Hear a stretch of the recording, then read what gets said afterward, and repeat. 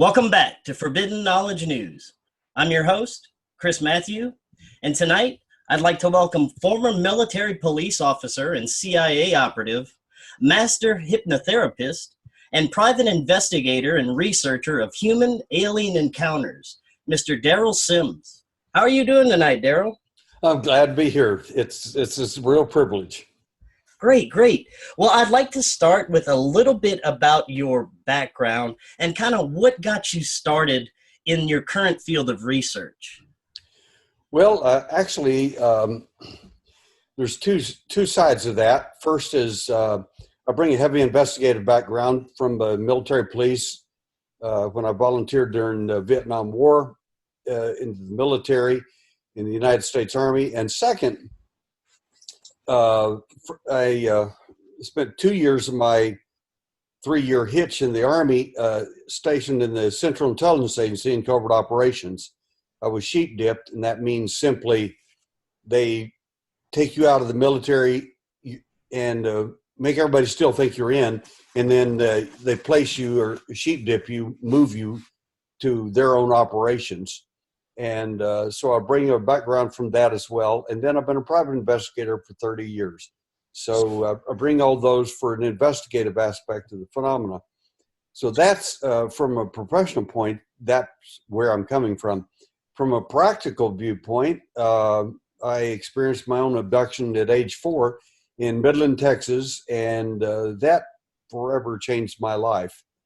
But what brought me to an abductee to an alien hunter is they came and got my son. When they did that, that forever changed my outlook on things. And you can tamper with me, you can get away with things. I'm a big guy, I can handle it. But when you come after my children, Right. You're in trouble. Right, understood. So can you tell us a little bit about what your current investigation, what it entails, what your everyday research entails? Well, realistically, I spend about half of my time going to conferences, and I'll be in contact in the desert as an example on May 31st to the 3rd of June. And there is an example, and I'm going to numerous countries from this year alone in the United Kingdom. Then from there, I'll travel immediately over to Italy, and I'll stay there for 10 days and do investigations there, and then finally do a conference for them as well. But in meeting in these conferences, people come to me privately many times, and they ask all kinds of questions. And like you, they watch my work, and some of these people are very serious in as much as they'll go to a conference 2 or 3 times, and when they hear me and see me enough and attend my workshops, they realize this guy is not only serious, he knows what's going on, and they validate me. And if once that happens, and until that happens, they remain in the shadows. They stay quiet. But when they come out with some fascinating information about their case and about what's going on with their life. Now, could you talk about your experience in the CIA? Could you tell us anything about what you did in the CIA? Well, I could tell you, Chris, but you know the punishment for that. I do. Of course, I'll tell you. I have a lot of funny stories I could tell about that. There is one only conference in the whole world that I don't get to go to. Carla Turner, when she was alive, she said, why don't you invite Derrel Sims? He's one of the best people I've ever seen. He's the best friend of mine. And they said, once CIA, always CIA. So he's spying on us. Well, I got news for you. You don't have to spy on anybody in the UFO community. All you got to do is order the tapes. You don't even have to attend the conference. It's really funny. But what I did in the CIA was several things. Number one, I was a martial arts instructor there. I was, as I said, part of a military police component, special unit there as well. And I was a weapons instructor there. And our work, of course, was in covert operations in the Central Intelligence Agency. Basically, the CIA, Mossad, the KGB, any intelligence agency, I don't care who they are, they exist with two primary objectives. One is they lie, and they lie consistently, and they all do. And they have to, because in the intelligence business, you can't let anybody know what you're doing. And which brings up the alien. The alien functions just like an intelligence community, in my viewpoint, because they simply can't let anybody know what they're really up to. So what you get are these whoppers that they tell different nations around the world, and I've been to a bunch of them, all have a different story about the alien, about where they are, who they are, what they're doing. It's the same thing with Native Americans. So we're going to have a Native American conference here in Houston, representing several different tribes and several different perspectives primarily. And my point is that every one of them's got a different story. Look, I used to be a cop. And if you've got a dead body laying on the floor and 8 people standing around, and I walk in and say, what's this knife doing in this body? Who did it? And everybody looks at you and tells you 8 different stories. Guess how many people get to go downtown? Every one of them. Right. Find out what's going on. It's a ruse. It's a red herring or a whopper. It's a lie. Many of these things, you can't get 8 stories in a row from about the same exact event and expect them all to be true. I just don't buy it. Right. Now, you said that you were abducted at an early age. Can you tell us about that experience? I can. The event happened when I was 4 years old, approximately 4.5 years old. And I had no idea what was going on. It was 1952. Goodness sakes. Nobody knew anything about aliens back then. There was no TV of showing alien stories and movies and things like that. And nobody had interest anyway and would know none of it made sense. So I'm laying in bed, and I don't realize then, but I do now, that the entity had just brought me back, placed me in bed, and I had a suspicion something serious was going wrong, and opened my eyes very quickly, and I noticed he was walking away from me. He's walking toward a wall. And I thought, well, he's going to bump into the wall. I didn't know he's going through the wall. I didn't know that. Right. So as soon as he heard me think that, he turns around, and this was really weird. He turns around, and I hear him mentally say to me, "It's awake." And I realize that his little tiny mouth doesn't speak. And he's got a large bulbous head. He's pure white. He's large black eyes that are perfectly round. They're not like the Hollywood version, the elliptical eyes you see in these books and things like that.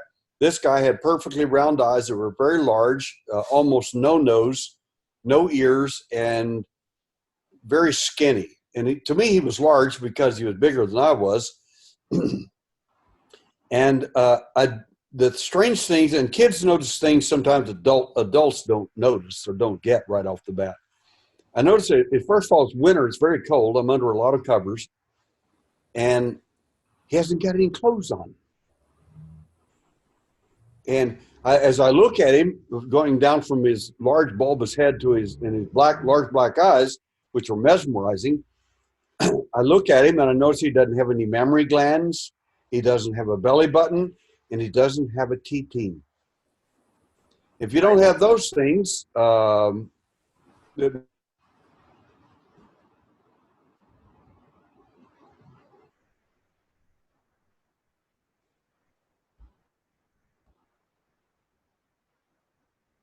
we did, so to speak. And second, Derrel, you froze up there for a minute. You froze up after you were describing what he looked like. You said he didn't have any genitals, and then He didn't have any genitals whatsoever. And as a little kid, 4 years old, he didn't have a TT. So right. I realized he didn't have any equipment like we did, and certainly not like I did. And so I just was really confused by this whole event. How to get in my house, how to get in, and I mean, wear your clothes, it's wintertime. None of this made sense to me. And I realized, of course, after investigating years after this, that if you don't have genitals, you're not procreating, and you don't have belly button, you weren't born. You were either hatched, cloned, or manufactured. So you got here some other way. So the question is, who are you and why are you in my room? And he never would answer those questions. Wow. So was that the last encounter that you personally had? No, it wasn't. There was, let me see. The best way to describe this is I had events between 4 and age 13. Age 17. And at age 17, my events ended violently with 5 entities present that were still not in UFO literature to this date. But the next major event was we moved from Texas, from Midland, Texas to Mayhill, New Mexico, which is right in the middle of nowhere, basically. It's a little tiny town. It's literally, you're on one side of the street or the other. And it was really hilarious because the Baptists lived on one side of the street and the Church of Christ lived on the other. And that's basically the way that the little town was divided. But one night, I walked out to, and this is, again, about 1953, 54. It's long time ago. And we were building, my dad was building a house, a little house, and we were living in a basement of a building at this time. And so we had an outhouse, and outhouse is an outdoor bathroom. And so I went out there that night to use the bathroom. And as I opened the door to leave, there was the same cosmic skinhead looking at me that was there before, that picked me up before. Wow. So this was a shock beyond understanding again, because here I was out in the night. And as I shut the door, there he was standing there. And the next thing I noticed is the next day, which was Saturday, I was out pulling the heads off of dozens and dozens of grasshoppers. And I couldn't figure out, why are you doing that? Why am I killing these little insects? I love animals and bugs and things like that, and there are lots of them out there. And I couldn't understand why I was doing this. And I finally pulled one of the little bugs right next to my face, and I looked at it real close, and I realized that's not him. It was a praying mantis that got me the night before. That's who they took me to. It wasn't a grasshopper. It was a praying mantis. Have you ever experienced anyone that has experienced military abductions? This does show up once in a while in conversations. In some of these events, I can tell you categorically that the alien will lie, and they're the best. They are masters at using what I refer to as the true not Stockholm syndrome, but the true masking of their actual intentions. In other words, they can make you believe anything.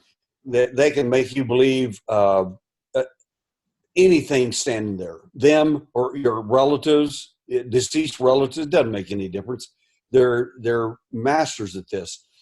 And sometimes they will develop a case where they'll have the alien look like, to you in your mind, the military.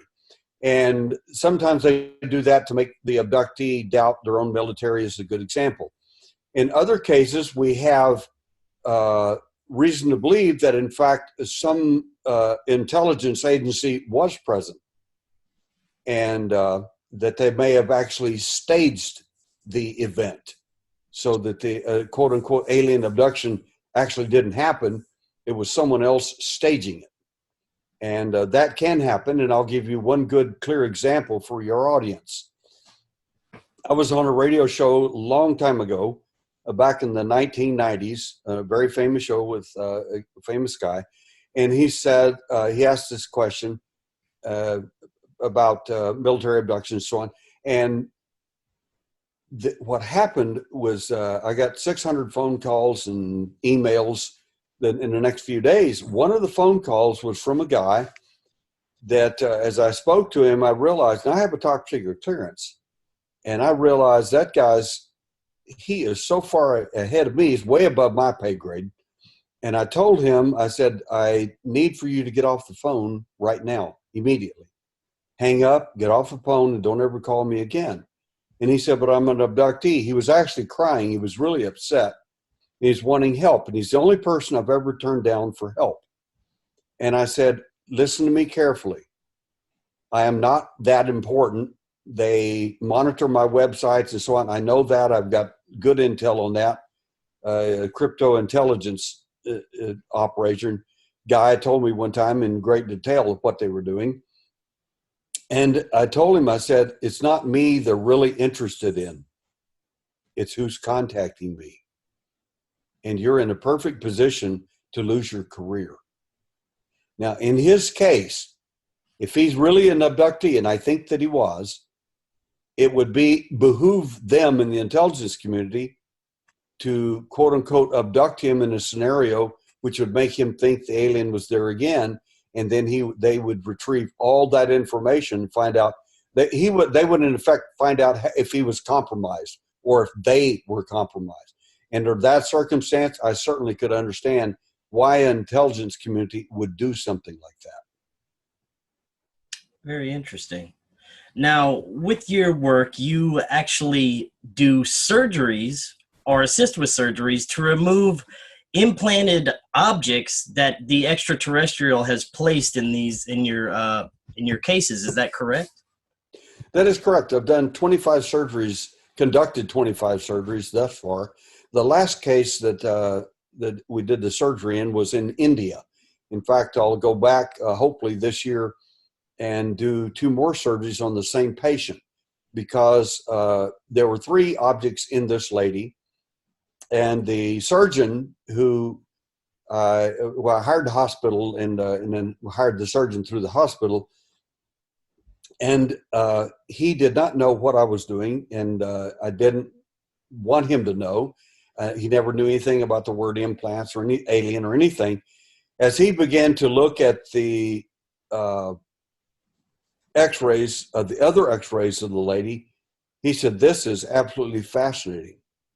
He looked at me and said, Mr. Sims, when you come back to New Delhi, would you allow me to do the surgeries on these others? He said, these are far more interesting than the ones you removed. And I said, I certainly would. At that point, I knew none of these objects were inside this woman of her own volition. She did know that they were there. She was present and was conscious during the time the entities were talking to her.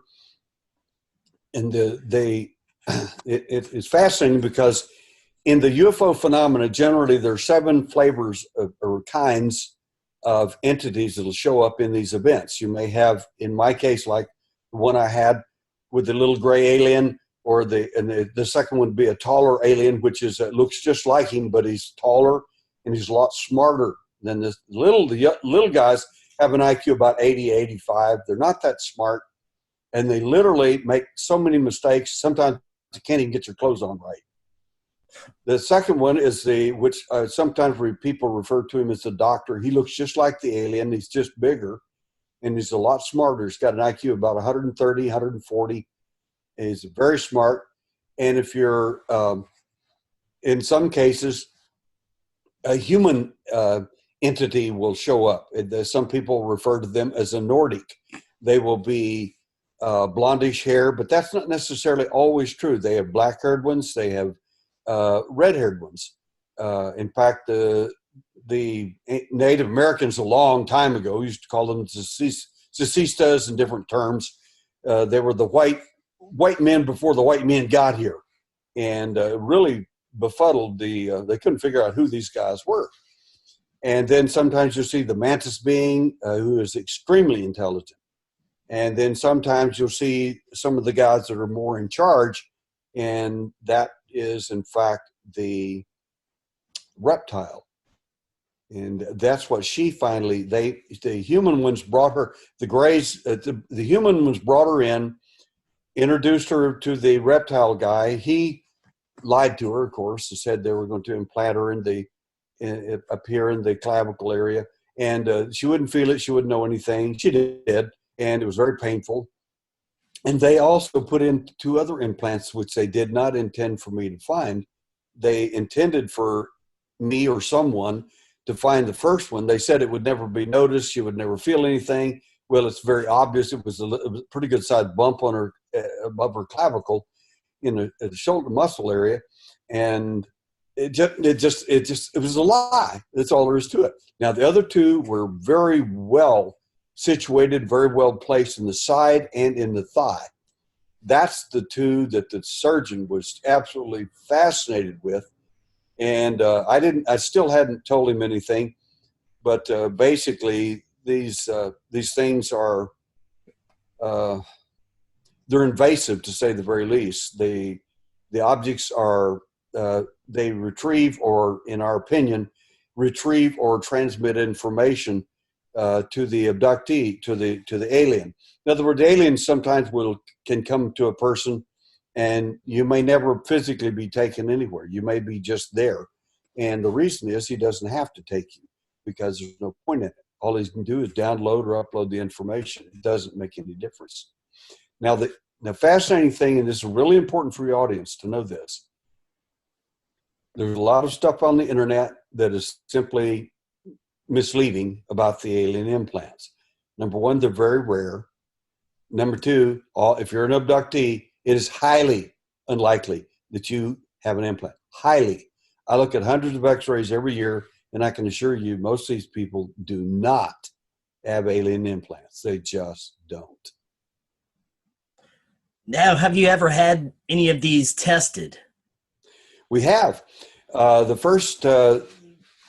first cases we made public were in 1995, and the 2 of them, one of them came from the hand, and another one came from another patient from the top of her foot. And in that case, there were 3 objects removed from the woman and 1 from the back of the man's hand. And the cases are fascinating, but the bottom line is, it doesn't matter if it's a foreign object. What is it? And if it isn't extraterrestrial, it can't be an alien implant. Well, that's a bad assumption. The alien uses things of this planet all the time. But to answer the big question, was it extraterrestrial? Of course it was. But it still doesn't miss the point. It misses the point that the alien can use and does use things that are biological or whatever or about us. But in this case, the metal objects that were retrieved were tested by Los Alamos and New Mexico Tech, and they found the objects to be from a rare meteorite called the Widmanstatten, or the Yautshone meteorite. And they developed a special microscope that fired a laser into it, into the implants, and it contained the gases that would come off of that implant. And they found 11 different elements surrounding the so-called meteorite, or little needle-like projections 1/4 inch long, that made no sense to them. We found a crystalline belt surrounding one of the implants that made no sense to anyone. What would that be doing on a meteorite? Of course, we never told them that these so-called meteorites were housed in a biological cocoon that the pathologist said was simply impossible to be in that location. Very fascinating. And so I understand not only have you seen implants, but there have actually been entities I would guess you would say being women being impregnated with entities. Is that correct? That is correct. There was, it's just kind of a funny story. And I have some good friends that are MUFON people, and so I don't want to belittle anyone here. But MUFON had just come out with a statement that many of these women who claimed these so-called pregnancies, alien pregnancies, in fact, they were not alien, that the women simply didn't know their bodies, or that they were hallucinating, various different answers. You know, many doctors do this. They're going to give a prosaic answer to these people because it simply can't be true. Well, a friend of mine who was one of the top investigators in MUFON at the time invited me to his home up in Minnesota, and there were a bunch of MUFON investigators there. He said, "I'd like for you to give a small conference to these people." I said, "I'd be glad to. What would you like for the subject to be on?" He said, "Well, of course, alien implants." I said, "But they don't exist according to MUFON in the sense of the word. The worst implant, in my opinion, and that is that the alien would literally install an alien fetus inside a human being." And so I did the implant presentation. Everybody was very impressed, very happy. And then I said, "Here's the worst implant that ever was, in my opinion." And then I showed them sonograms of an alien entity in a woman. I'm telling you, you could have dropped a pin on a carpet and heard it hit. They did not move. They didn't say a word, and they were horrified to see this alien fetus inside this woman. And the worst part of it was, I said, and for those of you who think this might be photoshopped or something like that, I have the sonograms. These are pictures of the sonograms. And second, this is a fascinating story because I didn't believe any of it. Because the woman came to me with a story that involved something of the intelligence community and the alien. Not together, but one spying on the other. The intelligence community was spying on the alien. And I just didn't believe it. I thought, what a whopper. And then I got the sonograms. I took the sonograms on my trip to the United Kingdom, to the finest fetal hospital, the baby hospital you could imagine. And I met a doctor there, and I said, "I'm a private investigator in the state of Texas, and I would like for you to look at these sonograms." And I just tossed them on the table in random and said, "Tell me what you think of them." I said, "This is not a criminal case. I'm just looking at these, wondering, are they valid? Are they real? Or is there anything, are they okay?" And she said, "I'll bring in a consult." And she's a specialist. She brought in another consult. And they both looked at everything, and she started rearranging the sonograms. And she said, "Wait a minute, this doesn't make any sense. That's not right." I said, "What is it that's not right, doctor?" She said, "Whoever took these sonograms was not interested in the fetal development of the fetus whatsoever. See, that's not there, that should be there." And she said, "Oh my God, what a strange little head. I mean, a long pointed chin and a large bulbous head. This just doesn't make any sense." And I gathered up the sonograms, put them back in my pocket, said, "I want to thank you for your assistance." And they just stood there with their mouths open. They could not figure out what in the world this fetus was. They were looking at the fetus of an alien entity inside this woman. And the scenario goes like this. The alien then comes back and picks up the fetus within the first trimester. And then you have this so-called spontaneous abortion, or you think you do. And there's no fetus, there's no residue, there's nothing. And the worst case scenario, you'll be pregnant and your doctor will diagnose you with a dual pregnancy. And this is not uncommon at all with the women that go through this phenomena. You'll end up only having one child and there's no fetus of the other one. It's gone. What's worse than all of that is your child, 5 or 6 years old, becomes an abductee. And they say, Mama, why didn't you tell me about my sister? What are you talking about? My sister. You don't have a sister. Yes, I do. I met her last night on that craft. And the mother just horrified. Wow. Now, what do you think some of the purposes of these, you know, the fetuses would be? Are they using it for some sort of genetic experiments, do you think? Well, again, I want to kind of make this, I'm not very kind to the alien, as you can imagine. They call me the alien hunter.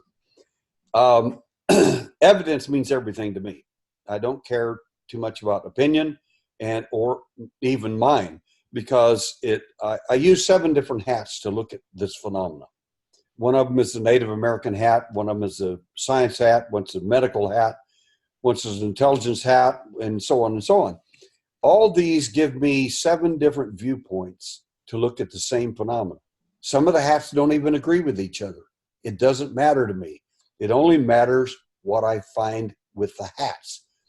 Most of us have a UFO hat. The problem with the UFO hat is it can be fooled, and it often has. It's been fooled by the intelligence community. It's been fooled by fake UFO people. It's been fooled by liars in the UFO community. It's easy to fool. And that hat is a fun hat to wear, but it's a mistake to rely upon only that hat. I just think it is. So one of the things I want to say to you and your audience is there's 3 levels of truth with the alien. The first thing they tell you, or the first thing that you see with the alien, for the most part, is not true. For instance, well, they must be doing DNA experiments on me or on us. Why? They're here to upgrade us or something like that. Well, no, that's the ruse. The alien is not told the true story of their origins and everything else to anyone yet.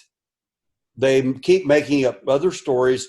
Every country I go to has a different story. I went to Turkey. They said, "Oh, we don't have any aliens here. They don't do that." And I said, "Actually, they do." And he said, "The guy listened to me for 7 hours on the flight on the way to Turkey."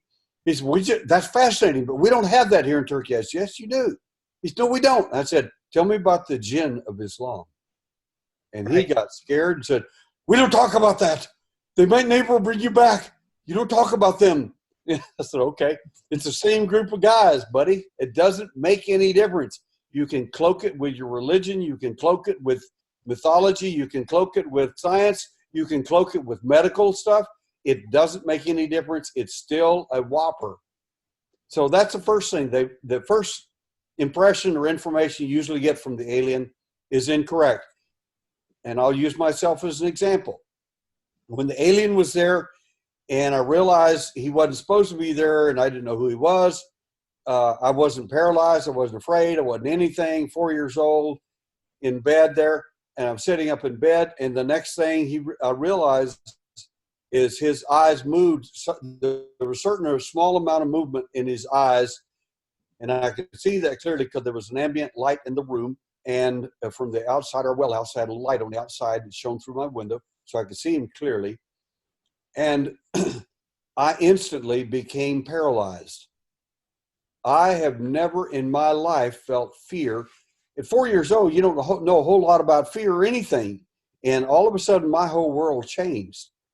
And I finally realized after becoming an investigator, and then I've got over 2,000 cases worldwide, and I realized at that point,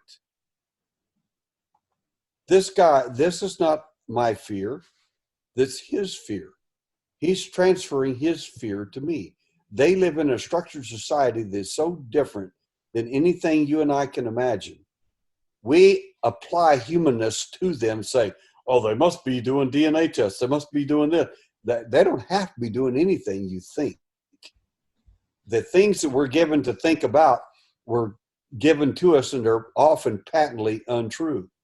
The second level of truth, and this is going to sting a little bit, is they give us misleading information. And to the best investigators out there, are you ready for this? You're often spoon-fed your best information. Right. So, and I'm not a conspiracist. Don't get me wrong. When there's a lady who's been with me for 25 years, Jolene Ray Harrington, and she came by one night when I was doing a presentation, and this was in California, and she heard my presentation. She came by and she said, I said, do you have a question you want to ask or anything? She said, well, I'm not a groupie. I said, I didn't think you were. She said, I just want to ask you this question. You made an astounding statement up there, and Dr. Jacobs has spoken, you had just spoken, and you said the best investigators are often spoon-fed their information. I said, they are. She said, how about you? I said, I'm no better than anybody else. I said, they spoon-feed me too, whenever they think I need it to get me off course because I'm too close to a truth. She says, well, I don't get it. And I said, listen to me. The only difference between me and many other investigators is they don't know it. They think they just got great, unbelievable cases, the best intel, the best everything. They truly get it. And I said, when you're spoon-fed, you have to know that somebody's pulling your chain big time. And I said, I've discovered fluorescence, an alien fingerprint, basically on abductees, a fluorescence that we check them with. I discovered implants in 1960 in my own case, because that's where I discovered implantation, because I went through it myself. And fluorescence we found on people in 1992. I said, my point is simply this. Anytime you get close to the alien, I don't care how smart you are, they're going to spoon feed you something new, something so unique, something so good. You're just not going to be able to leave that thing alone. And the third thing, the first is your first level of information is either false and patently untrue. Second level, it's misleading or you're spoon-fed if you're a really good investigator. And if you're not spoon-fed anything, you don't have to worry about anything because you're not good enough they don't need to feed you anything. You're already on the wrong track. And third is when you get close to the real issue. Now you've got problems. And then you will have intelligence people and other people watching you very closely, because it's not you they're interested in. You're not the big shot. I'm not the big shot. It's the level of information you're getting. And they know it's true because they already have it themselves. That's when you know that there's a problem. So and I'll go back to myself very quickly. The reason, after I became paralyzed, the entity started walking toward me. I was so scared. I had a little cot I slept on, and I pushed so hard when I fell backwards. I was so paralyzed and scared that it pushed the bed apart, and I fell. It made a Y between the wall and the bed, and I fell between the two. I was still wrapped in my covers. I bounced my little head off the floor. And the worst nightmare of any child could ever have happened. It couldn't get to me easily, so it lifted up my covers under the bottom of the bed and lifted it and stuck its big head right up next to my face with that large black eye. Shift.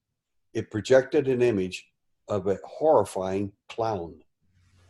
It wanted me to remember it as a clown. It's a perfect...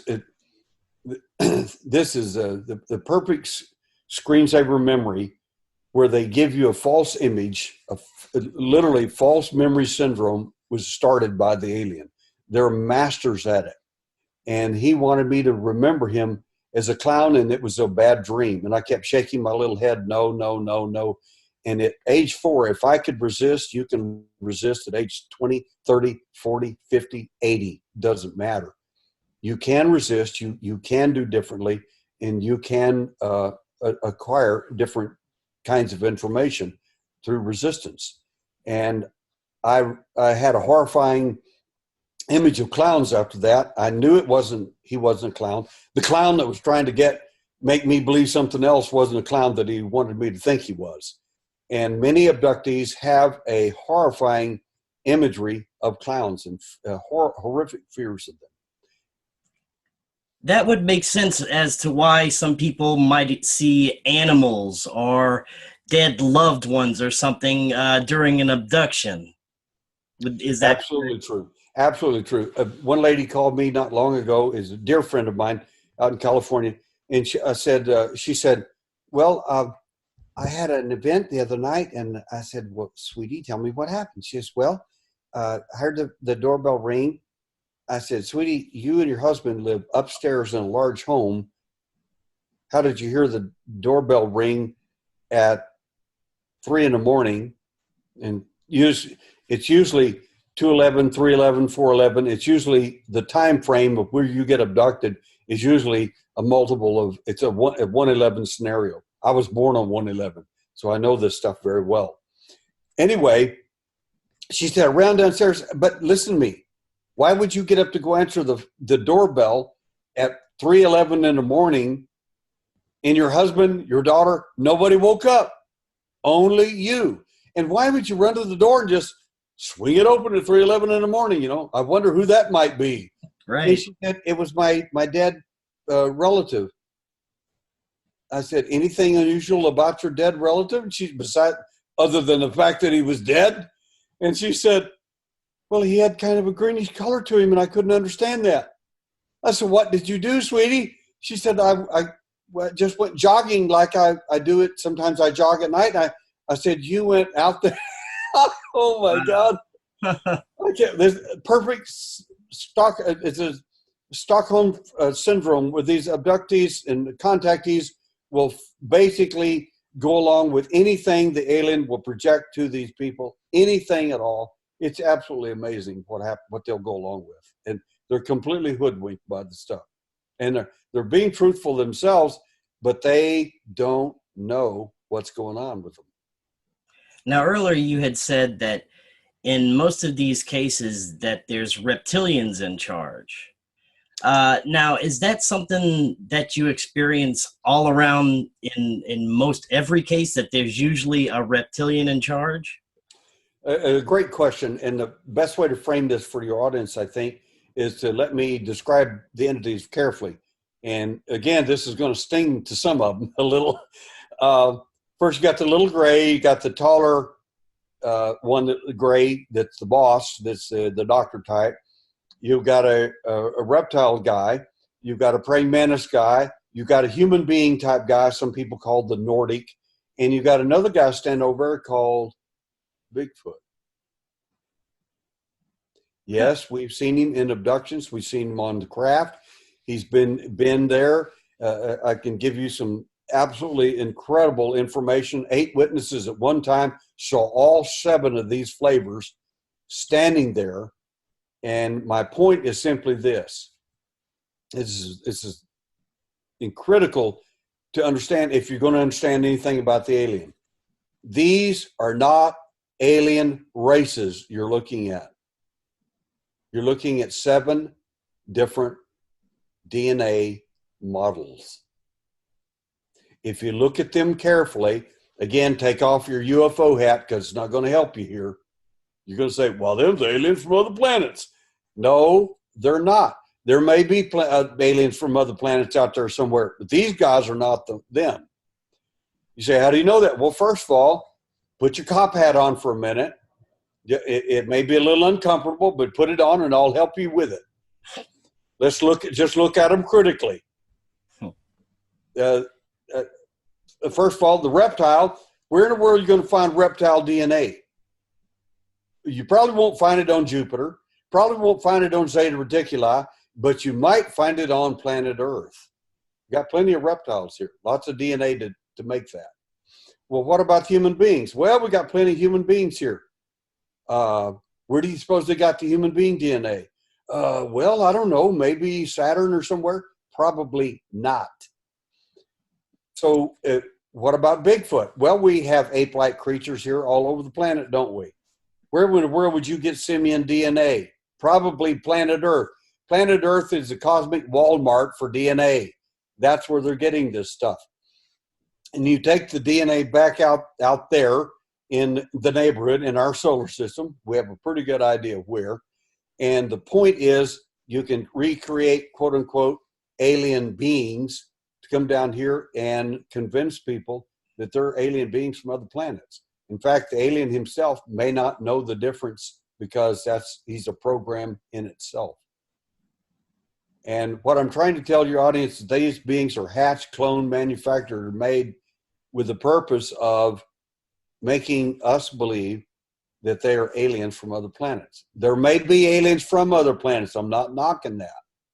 I don't know. I hadn't been out there. I don't know everything that's out there. But I do know a lot about these 7 characters. And I'm telling you that they are not it. And so the real question is, why are they here? In fact, one of my native friends, because there's 2 primary views among natives. One is they're here to help us to save the planet, fix the ozone hole, and so on. And 2 is the other group, like some of my Cree friends up in Canada. They're not here to help us at all. In fact, they're here to do some terrible things. We better wake up. So my point is simply this: if you buy into their goodness, or the program they're running on you is not harmful in any way, in fact, it's pleasant, you're going to consider them aliens from other planets, and it's a wonderful thing. If you're like me and you wake up and you realize, oh my gosh, there's something wrong with this picture. I need a new hat. I need another way to look at these guys. And as I told my native friends, they said, but we call these, I said, what do you call them? He said, we call them the ant people. I said, listen to me carefully. You're my good friend. If they're called the ant people, why do they call them ant people? It's because they live underground. I said, I don't disagree with that either. But listen to me. I said, in the ancient pictographs on the wall, on the caves and walls around the world, and especially in this country, you'll see some of these pictographs are over 1,000 years old, at least 1,000, some of them much older. You'll actually see some of these entities with little antenna on their head. They look like ants. Look at an ant head closely and look at the alien head and see if you don't see a similarity. No wonder you call them the ant people. The DNA is still from here. You're missing the whole point. And that's what I try to get across to my friends. Now, if these are just cloned entities for interaction with us, would you say there's someone else over them in charge? Or something? Somebody would have to be in charge, because it's like we can take this down on a human level too.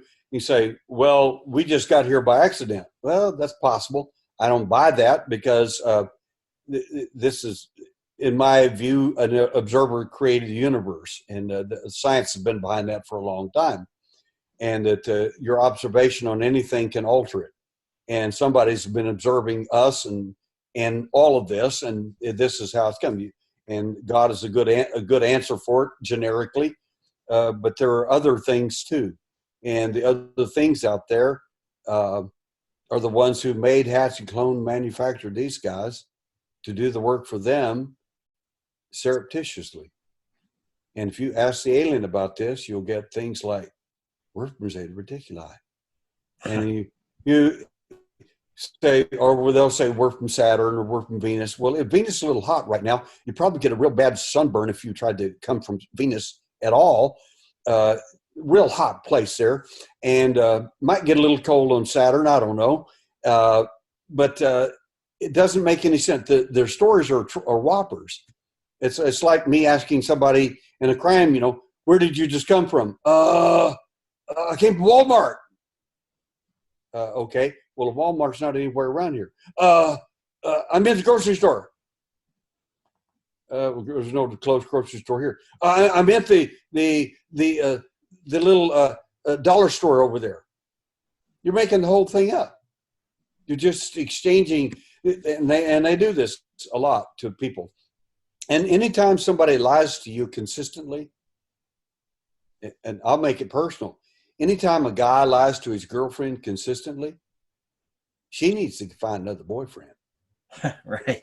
He's lying. He's telling some whoppers. Anytime the alien lies to you and you catch him lying, and if you know what you're doing, you can actually catch him. You need to rethink your position of who he really is, and who he is, number one, and two, what the program is that he's running on you that you don't even know about. Yeah, definitely. That's the real conspiracy. Yeah, I would agree. And I always did see the Greys, from all the stories you hear, as more of a robotic type of entity, just kind of like a worker bee. Would you agree? Okay, I can help with that. I think we have reasonably good evidence that some of these entities are biomechanical. One of our abductees tore the eye cover off of one of them on 2 different occasions, and we saw a red stippled screen underneath the black eye with little white lines, 5 little white lines running there, like you might see on a computer screen in a medical hospital. That would indicate he's biomechanical. So that's a pretty good indicator right off the bat. Some of them appear to be completely mechanical. They even, when they walk together, they even move in harmony. And others appear to be bioentities. They're biological for sure. The thing that seems consistent with many abductees and even some contactees that wake up and realize, oh my gosh, there's something wrong with this picture, is they'll say the same thing. And here's the thing they say. I mean, this is, especially if you touch them. One lady reached over and touched one of them on the chest. She says, and she's a contactee, by the way, and that means she likes these guys. She said, oh my God, he has no soul. Well, bingo, he's hatched, cloned, and manufactured. God's not in that picture. Somebody else is. Right. Yeah, that would definitely make sense. Now, I'd like to get into uh, your methods of collecting evidence from a scene. How do you go about collecting evidence from an abduction scene? Okay, very, very good point. And I'll use a case we had some time ago. A case up, it was referred to me out of Canada. Brian Vike said, told the lady, said, you need to talk to Derrel Sims. He's the one that knows all about evidence and this sort of thing. So this lady contacted me out of Pennsylvania, and she's a black lady. I hear her over the phone, and I said, well, let me ask you a couple of questions before we get into this. I said, tell me your nationality. She said, well, Mr. Sims, I'm black. I said, yes, ma'am, I can hear that in your voice pattern. But what I need to know from you, I said, most of us are not pure anything. We're just not. And she said, oh, well, I'm Cherokee Irish. I said, now that makes sense. I said, 45% of the people taken are Cherokee or Native, best to say Native American, Irish, Celtic, or Scottish. 45%, absolutely an astounding number. There's no actuarial for some of this stuff. It doesn't even make sense. I said, so I went up there and to investigate the case, and I went there, and I had a TV team with me as well, and I found fingerprints that didn't make any sense. I found a handprint on the wall, but unfortunately, the grandmother had drawn a picture around it, and I've still got it. In fact, I cut the sheetrock out of the wall and took the handprint with me on the sheetrock. The father was horrified. He says, "What are you doing to my wall?" And the woman looked at him and said, "Don't you interfere with Mr. Sims. He's doing exactly what he needed to be doing, and I told him to do it." And so he backed off real quick. So I got that, brought it back, and I tested for fluorescence. And so we look at a situation like that, especially a fresh scene, as if it's a crime scene, and that's the way you really want to treat it. You want to keep people off of everything you can, and you have to treat it totally different than that. You don't just walk in and start walking over stuff. In other words, if I suspect the aliens actually visited this person, the first place I'm going to check is the place he entered, which is usually the closet, through a wall real near the bed or the closet.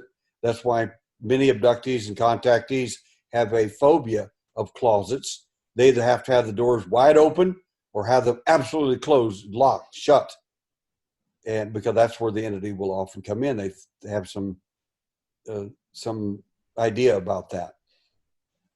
And the second thing is I don't want anybody tampering with the floor next to the bed, because that's often where you'll find fluorescence if the entity's actually stood there. He's coming from the closet right beside that bed. So these are things, one of the ways I would approach, as an example, an area like that, especially if it's fresh. If I know this event happened last night, I don't want anybody in the room doing anything.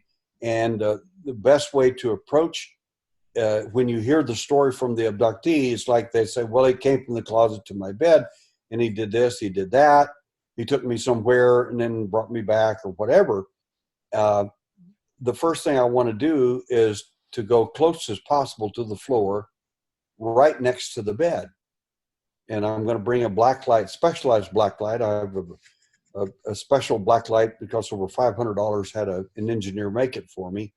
And I can see all kinds of nanometer lengths of fluorescence with this specialized light. And I want to also check the floor next to the bed for two things. One is fluorescence. Number two, smells. Because the entity has a specific, distinct odor. And those odors they'll range from like the smell of burnt matches or sulfur. Sulfur will show up a great deal. The second odor that will be most prominent will be the smell of rotten, decayed leather or rotten, decayed cardboard. They're very strange, very strong smells. Very, very interesting. Now, you said the entities would come through a closet or a wall, and I've heard stories of people saying they've been taken through their walls when they were taken. Is that something you've come across? And if so, how do you think that's occurring? Certainly, we have these stories. I have 2,000 cases worldwide, and I work these cases.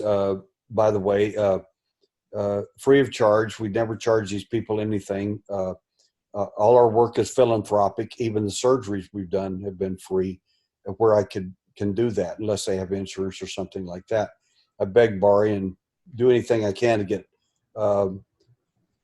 people to help us on these things, and we're putting some of that information up on our website now on alienhunter.org. But the primary thing is that these people only about, and I need to say this to your audience, about 80% of these people are not taken anywhere. That some people are going to get mad when they hear that. No, I had to be taken. No, you didn't have to be taken anywhere. The fact is, many of the events, the entity comes into the room, uploads, downloads information, and that's it. But in some cases, in 20% of the cases, they do take you somewhere, but they don't always have to. Sometimes they do for a reason. And that it's just that simple. And they'll take you through a wall. They'll float you out, usually in a prone position. Sometimes you'll walk, but sometimes you'll be like on the bed and they'll grab the edge of your foot. And then another reason people have phobias of they have to keep their feet covered up, or they wear socks when they go to bed. They don't want anybody touching their feet, that sort of thing. And because that's where they grab you, they'll just walk you right out, literally, and you'll be floating right out bed level. And sometimes they'll take you out through the ceiling, right straight up. There are different ways that it depends on the mechanism they're using to transport you, so to speak. Very interesting. I wonder if there's somehow changing your vibratory rate so that you can actually move through these solid objects. That would in my opinion, there are all kinds of explanations, and one of the best is simply, in my view, is that they're doing something to you, to your molecular system, so that it literally loses its gravity. And when that happens, you'll float, you can fly, you can walk through walls, you can do all kinds of stuff. And it's a process. I think that it is it involves all kinds of things, and not only the mechanics So it's not just a so-called alien skill, that sort of thing, or technology. It may not even be technology. But the point is that from our viewpoint, it's simply an ability to make you literally weightless, and you'll literally float. And I've seen entities that were so small it was amazing, and they could float a 300-pound man out without a problem. Wow, very interesting. Now we've got a few minutes left. You do hypnotherapy, and this is to try and, find out what this person actually experienced. For the last few minutes that we have, could you talk about maybe one of the most fascinating sessions that you've experienced during your hypnotherapy session? Sure. One of the CNN came to my home for 3 days and wanted to do a special on me, and I brought two people with me. They're excellent citizens in the city of Houston, and they're both abductees. They're professionals, by the way. One of them's a therapist, and I had worked with him in hypnotherapy. And CNN, they claimed they were going to do a totally unbiased program. Well, I called them fake news. This was back in late in the 1990s. I call them fake news. And when I heard Trump call them the same thing, I laughed my head off. I thought, that's the gospel truth, because they flat lied about everything. Right. They just did. And anyway, long story short, so I told them I'd never give them another interview, and I haven't since. They said, well, we think that probably what you did was you hypnotized him and you made him believe all this stuff. I said, really? You were leading him on. I said, all questions are leading, sir. I said, do you have any special skills in hypnotherapy? No. Do you have any special skills in therapy? No. I said, I train therapists, PhDs in psychology and psychiatry and so on in some of the areas that I function in. I said, for you to question me, you have absolutely no medical skills, no hypnotherapy skills, no skills whatsoever on how cognitive information is acquired, stored, kept, and retained.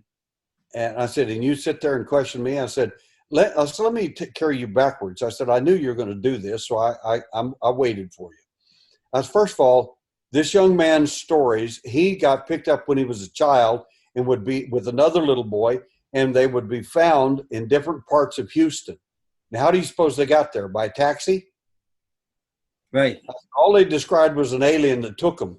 And the police never, I said, there were police reports. These kids ended up clean on Houston's a huge city. And I said, and so for you to question me, I said, second of all, I said, what you don't understand is these stories they're verifiable. You can check them. It's what do you mean? I said, when I work with a person in hypnotherapy, which is not my primary modality for getting information, I said, and it's the last thing that we do, not the first, the very last thing.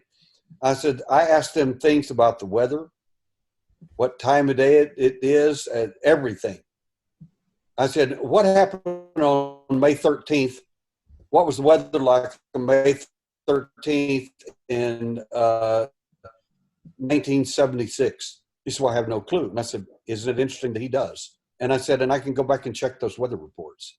I said, if that information is correct, it's a good indicator that I've got them in memory and that they are actually giving me good quality information, something that you have not been able to do and that you have lied from the minute you got here.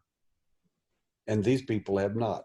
I said, I brought a psych report on these people. I said, you should have brought one on yourself because I'm not convinced that you're sane. Very good. Now, as far as your hypnotherapy goes, is there any other, cases where you could describe maybe what the, what the person's experience was like for the time being that they were being abducted? Yes, there's several different things about it.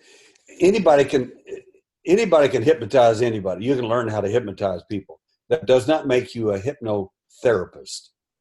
It makes you a hypnotist. And there's a world of difference.